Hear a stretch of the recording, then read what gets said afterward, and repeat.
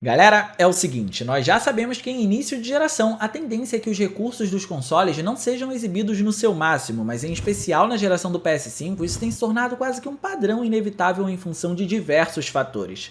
Alguns que são compreensíveis e outros nem tanto. E para poder se adaptar a esse tipo de cenário, temos encontrado um grande reaproveitamento dos jogos da geração passada, que no caso foram os jogos do PS4, que usam patches de atualização para poder melhorar a experiência de uma forma geral com o game, seja trazendo uma performance maior ou até mesmo melhorando a sua resolução. Só que essas são as melhorias mais básicas e honestamente, a julgar o que está acontecendo, é o que se espera de um reaproveitamento para poder manter uma geração nova ativa. No entanto, existem alguns casos que impressionam no novo console da Sony, sejam eles fazendo esse tipo de reciclagem ou até mesmo experiências novas que já nos permitem encontrar recursos de nova geração na íntegra, sem se prender ao que o PS4 trouxe.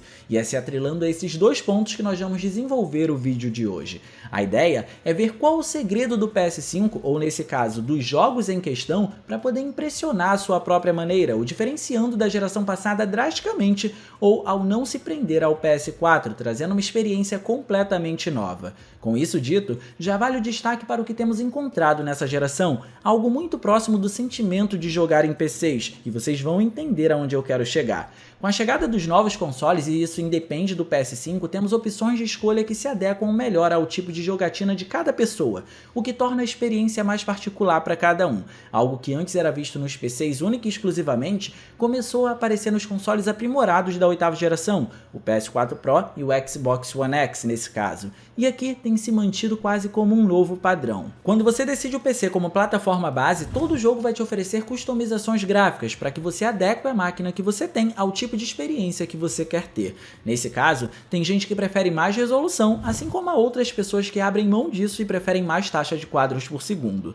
E o que o PS5 tem proporcionado pra gente é justamente isso, essa possibilidade de escolha. Claro que não na mesma intensidade que um jogo para PC, que permite configurações mais profundas, mas aqui encontramos modos de jogo que reúnem os principais recursos visuais e de performance para a gente poder escolher. E é aí que está a cereja do bolo, e a gente vai ver isso a partir de agora. Mas antes da gente continuar, não esquece de clicar no gostei porque isso é importante pra caramba e de quebra você faz a boa ação do dia e também se inscreve no canal ativando o sininho das notificações para não perder os vídeos de terças e quintas às 19 horas. Tudo isso feito? Então vamos ver qual o segredo do poder do PS5 para poder trazer essa experiência pra gente. Bom, por se tratar de um vídeo com ênfase direcionada ao PS5, nada mais justo do que usar seus exclusivos para poder ver esse tipo de situação. E a melhor forma de começar para vocês entenderem toda a proposta do conteúdo é usando um título que veio originalmente do PS4, mas que foi revitalizado para essa nova geração. Então, primeiro vamos aos fatos. Agora a gente vai falar de Spider-Man Remastered. You have to learn to accept that you're human, like the rest of us.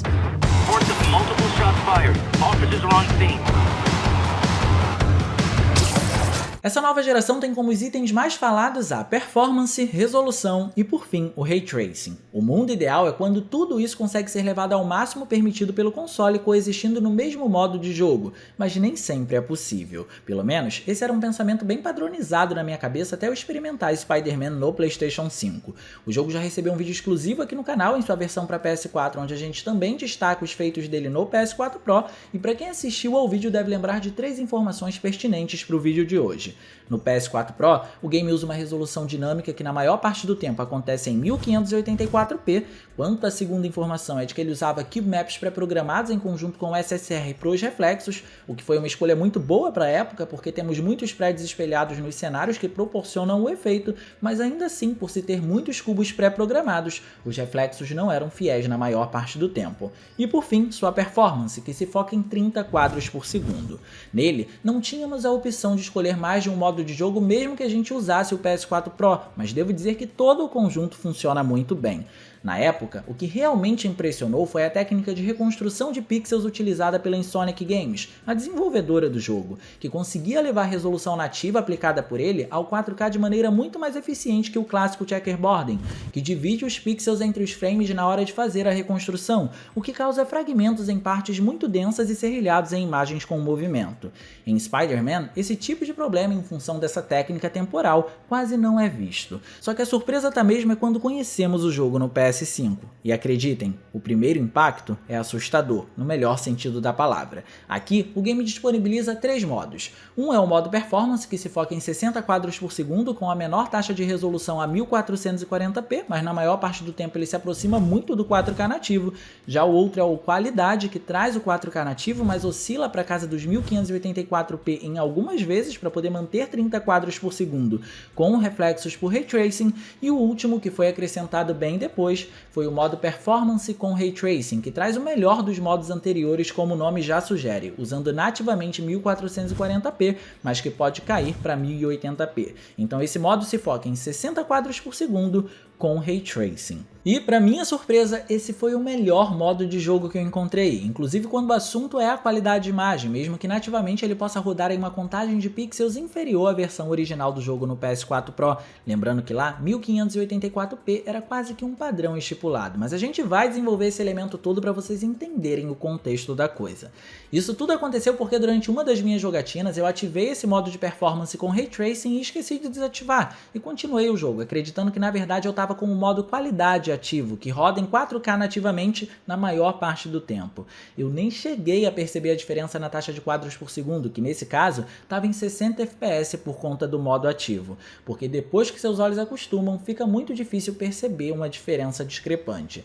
Até que eu notei que a resolução dos reflexos estava levemente inferior ao que temos no modo qualidade, e foi isso que entregou que eu não estava jogando no melhor modo visual para resolução, por exemplo.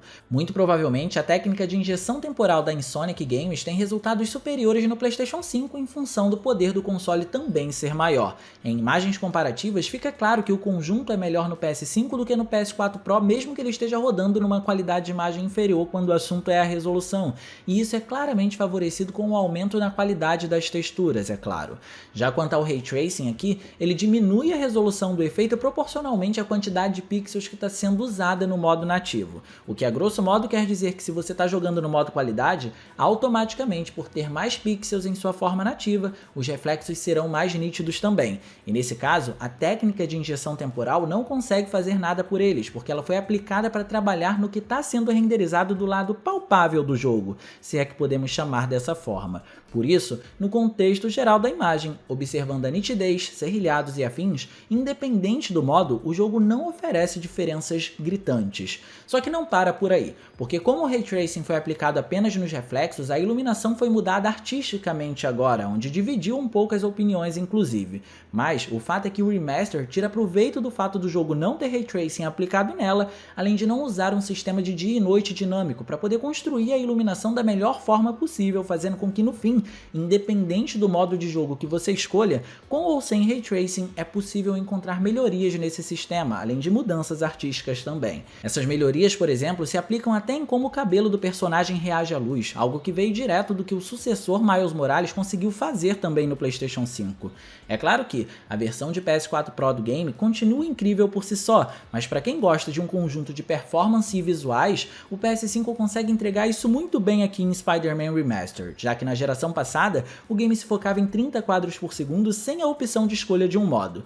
E isso tudo, em outras palavras, quer dizer que a diferença entre o modo performance com Ray Tracing e o modo qualidade são mínimas na resolução para que você abra mão dele durante a jogatina. E eu digo mínimas quando o assunto é o que é oferecido no objetivo final da imagem para o jogador. Você quase não nota a diferença. Isso tudo graças a como o sistema de injeção temporal foi trabalhado aqui para o PlayStation 5. E esse é um dos segredos aqui usados. Agora, com todo o cenário apresentado por Spider-Man Remastered, acredito ser justo mostrar nesse vídeo os feitos proporcionados também por Ratchet & Clank Rift Apart, que é um título exclusivo do PS5 e que não teve amarra alguma ao PS4 durante o seu desenvolvimento. E ele consegue superar as expectativas, além de melhorar o que foi feito no jogo que mencionamos anteriormente. E a gente, claro, vai citar isso a fundo. Podemos dizer que Spider-Man Miles Morales e Remastered foram dois títulos muito eficientes, mas que serviram também para a desenvolvedora testar o que dava e o que não dava para ser feito no PS4. PS5. Sendo assim, já destaco o que foi aplicado nos personagens aqui. A modelagem de cada um deles é absurdamente detalhada, contando até com Ray Tracing nos olhos. Além disso, o sistema de pelagem consegue interagir com a luz e cria um efeito de brilho bem bonito no modelo em si durante diversos trechos, sendo um elemento muito mais artístico inclusive, mas que tá ali. E em conjunto a isso, os ambientes aqui são bem densos, com diversos personagens muito expressivos, fazendo com que sempre se tenha muita coisa acontecendo, exageradamente eu diria. Só que essa é a ideia do jogo, o que destaca mais uma vez o trabalho artístico escolhido pelos desenvolvedores. Mas, assim como Spider-Man, a cereja do bolo aqui também se encontra nos diversos modos de jogo proporcionados e, claro, nos aprimoramentos que foram feitos para que eles rodem da melhor forma possível. Então vamos falar do mais simples primeiro, que é o modo Performance. Nele, o jogo roda com resolução dinâmica, onde o comum é encontrarmos o 1800p para poder fazer 60 quadros por segundo. Já nos outros modos, diferente de Spider-Man, que além do modo Performance nos oferecia mais outros 2, Ratchet & Clank nos oferece mais 3, e os aprimoramentos já começam por aí. Desses 3 modos, primeiro vale mencionar o modo Qualidade, que tem Ray Tracing ativo e determina os tipos de reflexos para diferentes tipos de superfícies, com uma resolução que varia de 2160p até o 1800p como menor valor, o que já mostra uma melhoria sobre Spider-Man Remastered, já que lá a menor resolução nesse modo era o 1584p, mostrando que Ratchet & Clank consegue uma estabilidade superior. Há também o modo Performance com Ray Tracing, que mantém a variação entre 1440p e 1080p no menor valor para poder trazer Ray Tracing com 60 quadros por segundo, e tem o último modo, que foi disponibilizado recentemente. A funcionalidade dele é quase que um segredo mesmo, mas a gente vai falar sobre isso mais tarde, porque antes é importante relembrar e destacar que esses modos de resolução dinâmica operam também com a técnica de injeção temporal, e por isso permanecemos com a mesma qualidade absurda vista no jogo que foi citado anteriormente, independente do modo escolhido. Não dizendo que não existam diferenças, mas na prática da jogatina elas quase não podem ser encontradas a nível de resolução de imagem. O interessante aqui, no entanto, é que aparentemente a Insomniac entendeu como melhorar os reflexos mesmo que você escolha um modo de jogo com uma resolução nativa mais baixa. Felizmente, em Ratchet & Clank, na aplicação da técnica, o efeito continua sendo renderizado em uma resolução inferior ao que temos na imagem nativa, mas seu diferencial é que ele mantém esses reflexos mais nítidos usando um checkerboarding para poder melhorar o resultado final, fazendo disso uma estratégia muito inteligente da desenvolvedora. Mas também temos o último modo que eu prometi que a gente ia desenvolver, que é o modo Qualidade, que usa 120 Hz que o console pode alcançar para poder operar numa performance de 40 quadros por segundo com as mesmas configurações do modo Qualidade tradicional. Só que esse modo só está disponível caso a sua TV alcance essa taxa de atualização. Mas vamos por partes, porque aqui requer muita atenção. Primeiro, vale destacar que 40 quadros por segundo comumente não é a melhor performance para um jogo por motivos matemáticos, eu diria. Imagine que em um monitor encontramos uma taxa de atualização de 60 Hz. Isso quer dizer que se um jogo roda 60 quadros por segundo, ela vai ter um frame para cada atualização de frequência desse monitor ou dessa TV. Se você estiver usando o mesmo monitor e o jogo rodar a 30 quadros por segundo, ele vai depender que essa taxa de atualização aconteça 2 vezes para cada frame. Matematicamente, temos números exatos para isso ao dividir 60 por 30, que dá um total de 2, assim como 60 por 60, que dá um total de 1, sempre dividindo a taxa de atualização pelo foco da performance do jogo, representando assim a frequência de atualização de imagem para cada performance mencionada, e fazendo com que o monitor ou a TV as acompanhem com exatidão. Isso acaba apresentando uma fluidez e estabilidade muito melhor do que uma taxa de quadros por segundo rodando em 40 FPS, mesmo que o foco seja os 30 FPS, porque se temos 60 dividido por 40, isso quer dizer que teríamos que ter uma fluidez de 1.5 de atualização, o que não é o que acontece, fazendo com que a performance fique quebrada, digamos dessa forma. É claro que um jogo rodando em 40 quadros por segundo nessas condições não é o fim do mundo, mas também não é a experiência mais fluida, principalmente se a otimização do jogo não tem um trabalho de sincronia vertical ou algo do gênero, para poder fazer com que a TV acompanhe essa reprodução que foge dos princípios exatos da matemática. Mas quando a gente aplica essa performance em uma TV de 120 Hz, a TV pode atualizar 3 vezes para poder apresentar os 40 quadros por segundo, em que a cada 3 atualizações a gente tenha um frame por segundo, tendo em vista que 120 dividido por 40 é igual a 3. E essa opção funciona literalmente como meio termo entre os dois padrões vistos, porque leva em consideração o tempo de tela que cada frame tem. Em 60 quadros por segundo, um frame leva 16,7 milissegundos para poder ser produzido. Em 30 quadros por segundo, esse tempo já sobe para 33,3 milissegundos, e os 40 quadros por segundo fica literalmente no meio, tendo 25 milissegundos. Por isso que, ao observar lado a lado a experiência em 40 quadros por segundo aqui, além de ser mais estável que em outros jogos por depender aqui de uma TV com 120 Hz, o que não é uma coisa comum de se encontrar,